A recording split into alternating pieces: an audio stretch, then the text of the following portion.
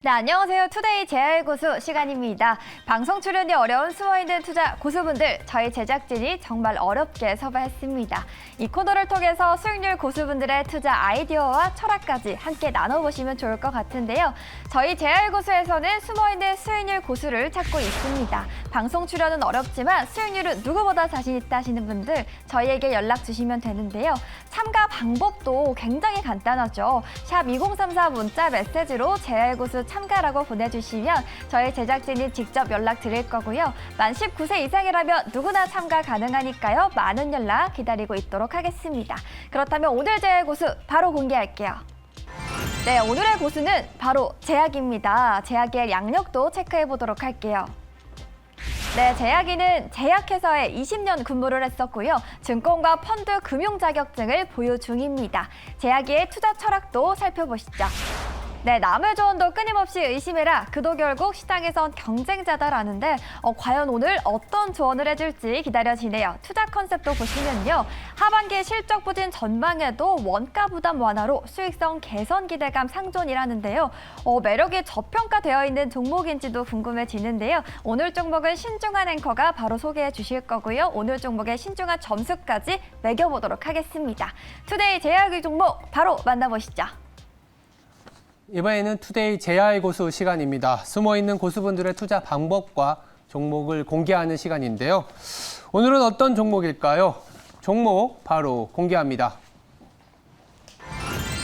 네, 금호석유네요. 사실 금호석유는 팬데믹 경제에서 굉장한 수혜주였는데 어떻게 풀어낼지 한번 지켜보도록 하겠습니다.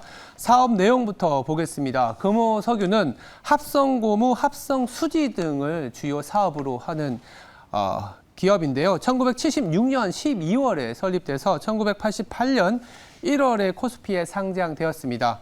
주로 합성 고무와 합성 수지 부문의 매출액이 전체 85%를 차지하는 기업인데요. 석유화학 산업은 경기에 매우 민감합니다.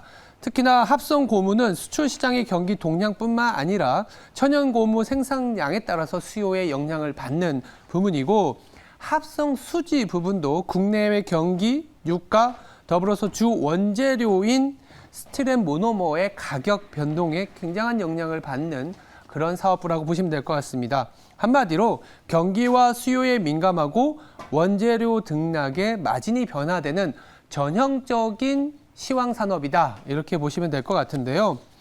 실적이 어떻게 되는지 현황 한번 살펴보도록 하겠습니다. 2022년 2분기 가장 최근에 매출액은 전년 동기 대비 그래도 2%는 증가했습니다만, 예상하시는 것처럼 영업이익과 당기순이익은 50% 전년 동기 대비 50% 이상 감소했습니다. 마진 축소가 크게 나타났는데, 코로나19로 특수를 누렸던 위생용 장갑 소재이죠. MB 라텍스의 수요가 부진하고 타이어용 고무도 수요 약세를 보였습니다. 이런 상황에서 원재료 가격이 상승하니 당연히 마진이 축소할 수밖에 없었던 거죠. 다만 부채 비율이나 당좌 비율, 유보율 같은 재무 안정성은 높습니다만, 작년에 ROE가 40%에서 올해 ROE는 25%로 조금은 하락할 가능성이 높습니다. PER이나 PBR이 0.7배까지 내려가 있는 건 맞지만 수익성이 조금은 둔화되는 부분에 밸류에이션은 조금은 낮게 유지가 되고 있다라고 보시면 될 텐데요. 이렇게 악조건 속에서 제약이는 금호석유의 투자 아이디어를 어떻게 풀어낼지 지금 보도록 하겠습니다. 올해 컨센서스 기준 배당액에 우선 접근을 했습니다. 배당액이 한 6,500원에서 8,000원 정도 예상이 되고 있기 때문에 현재 주가, 그러니까 시가 배당 수익률이 4.5에서 6% 정도는 나온다. 그러니까 배당 매력이 한 5% 정도는 된다. 이게 첫 번째 아이디어고, 두 번째는 2분기 영업이익이 전년 대비 큰 폭의 감소를 보인 건 맞다.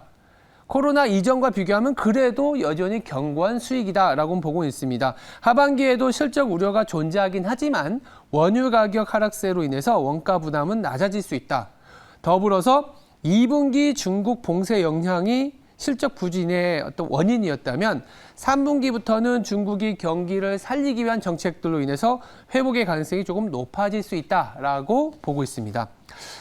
더불어서 신사업에 필요한 자금을 동원할 수 있다라고 보고 있는데요. 현금화할 수 있는 자산이 한 1조 8천억 정도 되고 자사주 524만 주를 보유하고 있는 상황에서 낮은 PER, PBR, 2분기 실적 부진과 하반기 실적 전망에 따라서 6월 10일 이후 주가가 20% 이상 급락을 보였기 때문에 밸류에이션적인 매력이 있다. 그러니까 투자 아이디어는 그러니까 악재는 반영이 됐고 배당 수익률은 한 5%까지 되는 거 아니냐 이렇게 보고 있는 것 같습니다. 근데 여기서 한번 제가 이제 생각을 좀 말씀드리면 팬데믹 수혜의 가장 어떻게 보면 핵심이었던 기업이었거든요. 근데 이제 팬데믹 수혜 이후에 낮아지는 수익성은 주가의 상단을 제한할 수밖에 없다 이렇게 볼 수밖에 없습니다. 그럼 전망에 대한 얘기를 한번 해보겠습니다. 상반기보다 원가 부담은 줄어들겠지만 수요 부진으로 제품 가격 상승은 좀 더디게 나타날 것이고 이로 인해서 하반기 실적도 부진할 것이라고 인정은 하고 있습니다. 제약이도 금호석유에 대한 실적 자체의 전망은 조금은 그렇게 좋아 보이진 않는다라고는 하는데 한 가지 기대 요인은 중국에서 수요가 회복된다면이라는 가정은 갖고 가고 있습니다. 이 중국이 경기가 회복된다면 선행성으로 약간 주가가 먼저 오를 수 있다라고 보는데 당장 중국이 금리 인하한 부분은 악재이긴 하지만 왜냐하면 경기가 부진하다라는 걸 내비쳤기 때문에 그렇지만 8월, 9월부터 올라선다면 금호석유도 올라갈 수 있는 거 아니냐 이렇게 보고 있습니다. 그리고 합성 수지 부분은 비수기이지만 합성 고무 부분은 어느 정도 수익성을 상쇄할 수 있다. MB 라텍스 스프레드가 5년 내 최저까지 밀렸기 때문에 더 이상 나빠지지 않는다라는 그런 얘기를 하고 있고요. 더불어서 3분기 실적 부진이 예상되기 때문에 주가가 좀 선반영했다. 올 들어 25%, 6월 이후로만 20% 이상 급락했기 때문에 개별 종목 하락을 예외한다면 뭐 크게 이제는 좀 악재가 없는 거 아니냐. 다만 박창구 회장 사면 불발로 신사업에 대한 투자가 원점이 되면서 주가 상승의 걸림돌은 될 수 있다라고 합니다. 제약이도 사실은 금호석유에 대해서 실적이나 모멘텀에 대해서는 크게 바라지는 않는 것 같아요. 그냥 밸류에이션과 배당 정도로 기다리고 중국이 올라오면 그게 이제 주가의 어떤 트리거지 않겠냐 이렇게 보고 있는 상황입니다. 그래서 가격 전략 이전에 신중한 점수 한번 내보도록 하겠습니다. 제 점수는요.